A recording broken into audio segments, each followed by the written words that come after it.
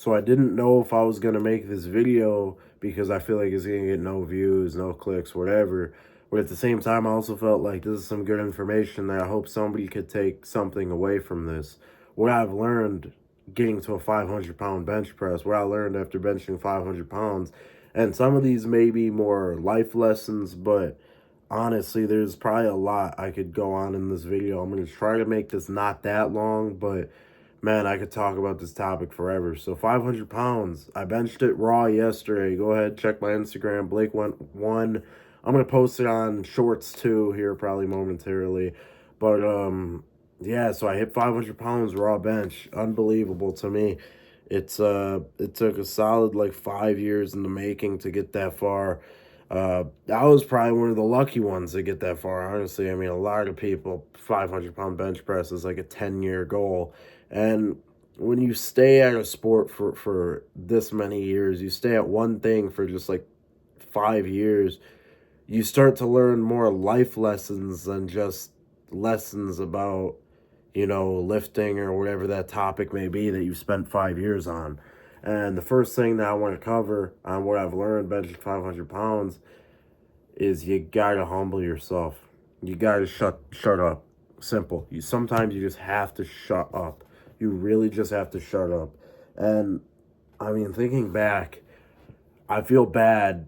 So there was this one day where we were in right, so I played football. This was going into my junior year, but it was still sophomore year. It was but it was off season, sophomore year. And there was this guy, we had like the weight room plans. My dumbass didn't follow them. I mean, they weren't very good. I'll put it that way. But I didn't follow the workout plans. I really just did my own thing. I core lined my workouts with them though. So like when we would be like doing like front squats, I would be doing back squats, and that's all I would do that day. But yeah, so these football workouts, there was a trainer there, and there was a trainer before this guy that I really liked who ended up leaving, and or he because he moved away, and so there was this new guy here. There was always like new people, new trainers, and none of us really liked them. I mean, I don't know, they were meh, to be honest. But this one guy who never really said much, he just kind of stood there. He walked up to me when I was squatting, and he's like, "Hey, try to pick your head up or lift your head up when you're squatting," because I was looking straight down. And I was like, "Oh yeah, okay." And then I turned over with all my boys, and we were like, "Oh, look at this idiot!" Like at the time, I just won JV high school nationals with my great 1295 total or whatever that even was, like some stupid total. I mean, it's good total, but realistically, it's not.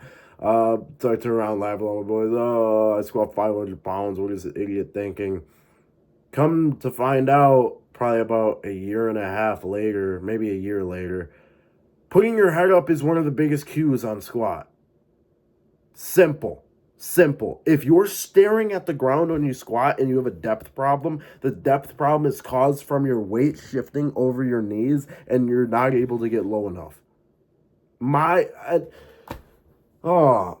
And like I look back at myself, I'm like, I wish I would just shut up. Like sometimes I wish I just shut up, because that tip may have added 20 to 30 pounds on my squat if I actually listened.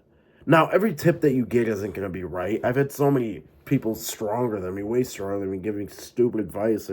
But instead of acting now like that guy, like, oh, look at this idiot, and then go turn and laugh at my friends, I actually listen to the advice now. If it's real or fake or works or doesn't, I still listen. Because if somebody gives you advice, they want to help you. Unless they're just being an idiot, like in your comments, screwing with you. If they're giving you real advice, or they're trying to, and you could tell they're trying to give you real advice, they're trying to help you. And this dude who never talked, the dude literally never talked, this trainer, he told me to put my head up, and I was laughing at all my boys, like, what a joke. These trainers are a joke. And yeah, come to find out about a year later that no, keeping your head up is one of the biggest cues. One of the biggest cues on squat. And what does this have to do about bench press? Right? So you press on this video, what have I learned benching 500 pounds? The same exact thing happened years later when I was even stronger, right? So like 2 years later, my senior year, literally last year, um, this guy, he's at my gym. He said he recommends keeping your elbows out. He thinks the elbows out is the way. And, you know, of course, I shoot my buddies a message. Like, I can't believe this moron, like, probably crappy coach, uh, thinks that keeping your elbows out instead of tucked is good. Like, you gotta be an idiot to think that, right? I mean, like, this is why he's got a weak bench. When, I mean, his bench was not more impressive than mine at the time, but it wasn't that less impressive, right? I mean, my bench was definitely more impressive, but it was not like night and day difference, really. I mean, for his body weight and his size, it was pretty decent. Um, but yeah, come to find out, literally 4 or 5 weeks ago, that hold on, now that the weight is so heavy that I can't just like keep my elbows in and pop my elbows out. I actually have to move my hands out, and I may actually have to keep my elbows out now. Hold on, this guy may have had something that I didn't realize until I was benching 500 pounds, literally. And this guy was just trying to help. And so the first thing that I really want to push over that I learned was just listen to people. Right or wrong, just listen to people, man. Like, people want to help you. I mean, there will be idiots here and there that will give you stupid advice that'll never work. Yeah, then don't do it. But listen, don't talk crap about if it works for someone. If it works for someone, it works for them. And that just leads me into like not even just keeping calm on an ego, but just just don't be an idiot. You know what I mean? When somebody gives you advice, just don't be an idiot. All right, but up next, sometimes you have to prioritize your future self in front of your current self. This is a lesson that I learn every single day in powerlifting, literally, because every day I go too hard. Every day, I'm going to pay in the future for it. But yeah, this is the truth. Sometimes you have to prioritize your future self over your current self. And so going up into this meet, I was so annoyed that I didn't bench 500 pounds. Literally this last meet, I was so annoyed that I didn't bench 500 pounds during the prep. My bench wasn't going good. I was so annoyed by this that I went ahead and I did we did like 20, probably like 80 sets of triceps in a single week, literally 2 weeks out. My triceps could not recover in time. I couldn't heal. My bench at this last meet sucked. I hit 463, which was like literally over 20 pounds under what we were expecting. I missed my third of 474, which made me just look like an idiot, honestly, because I blew that up in training. But of course, my current self then was so focused on 500 pounds, which wasn't there yet. 500 pounds was not there yet, but I was so focused on benching 500 pounds that I was like, I'm just going to do enough triceps and it'll be there meet day.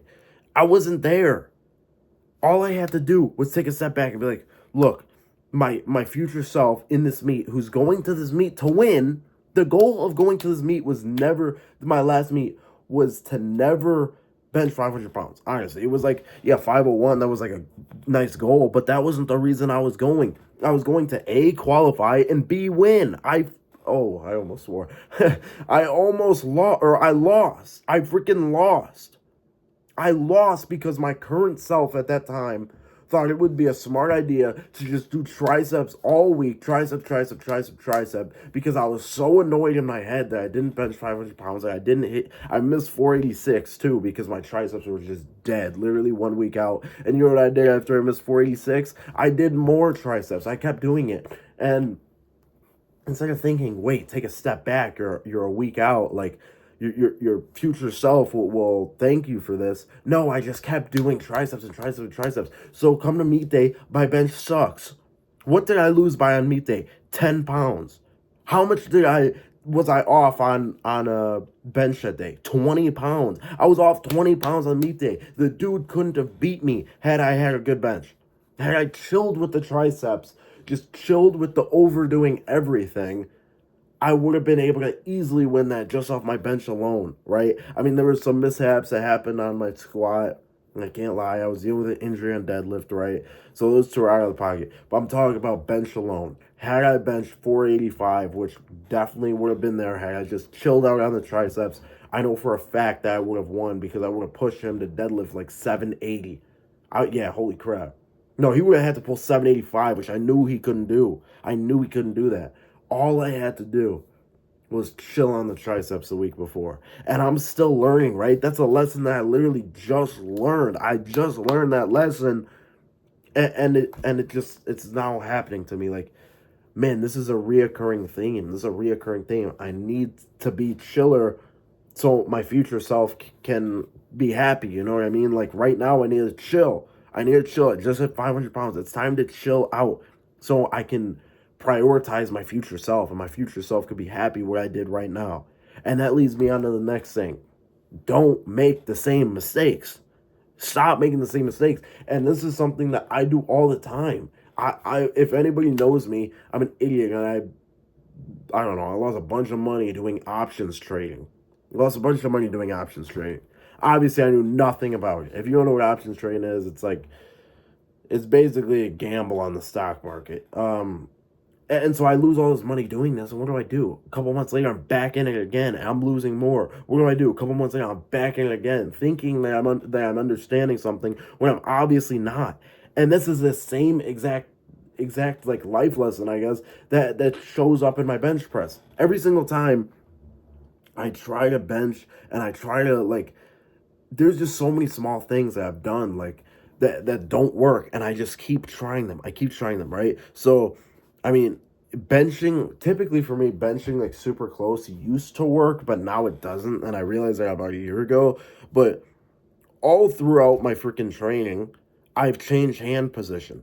And I know the hand position that works. Typically, it's this finger on the ring. Now I'm this finger on the ring, which is, it took me like a year to move out like that far. I don't know if I'll ever go this far, but I used to go this far. And of course, it wasn't working. But so like the first time I ever tried going this far, it was terrible. What do? I give it a few months, I go back to it, and it doesn't work again. And I give it more months, I go back to it, I go back to it. And I keep making the same mistakes of changing my hand position. And then on top of that, I make the same mistakes changing my foot position. I change my setup. I keep on changing. When if you find one thing that works, go with it. Go with it until it doesn't work anymore. Like my current form, all the time that I've changed my bench form, nothing was wrong with it. Nothing was wrong with my form. Every single time I've changed my bench form, there was nothing wrong with my previous form. But you know what I did? I changed it anyways because I think that somehow I'm going to crack the code. I'm going to crack the code on benching 500 pounds faster or 600 pounds faster. I'm going to get to 600 pounds faster if I do this, and that. When that's not the case, stop changing things. Stop making the same mistakes. And, well, for me, that was the same mistake. I kept on changing. And it was just a constant same mistake. And man, that has also come over to bite me in the ass so many times. Just powerlifting, life in general. And what's crazy, and this is going to be my last point, is that for some reason, lifting weights correlates to life 1,000%. I don't understand how, but it does. It's so weird. It's so weird. It seems like the mistakes that I make on like benching, squatting, deadlifting, whatever, somehow correlate to my life. Somehow. So on deadlift, I was dealing with this injury that I just kept trying to like go through with, keep going through, just keep grinding, get through the injury. And it never worked. It just got worse. And then once I took some time off, I started addressing the injury. It started getting a little bit better, right? I'm going to relate that to this part of my life. My Instagram has kind of taken a crap, honestly, but it's getting back up. But about 3 months ago, my Instagram was at like a real low. Maybe like 2 months ago, it was like a real low. I was losing followers every single day, losing. I couldn't stop losing followers. It was crazy. And I was like, screw this. 3 posts a day for weeks in a row. And these posts were just doing crap. They were terrible posts too. No, like I didn't even want to watch my own posts. They were that bad. I was just posting whatever the hell I could think of. And I just keep doing this. Just grind through it. And if anything, I continued to lose followers. I continued to get a pullback. And my idea of just grinding through everything didn't work. Once I realized you don't have to post every day. You could just post good videos that will get you more followers. And that's what I started to do, like literally, a month, month and a half ago, month ago, and look at my likes now. Look at my views now. It's going way up because people care more about my content because it's more real. And what's crazy is it's just like literally everything that happens in powerlifting and weightlifting, wherever, it correlates to life somehow. I don't know how. But yeah, guys, that's pretty much like what I've learned benching 500 pounds. I could make like part 5, 6, 7, and 8, 20 of this because I've learned honestly so much. But if you like this video, please let me know down below. Go ahead, like and subscribe. Bleak was signing out. Peace.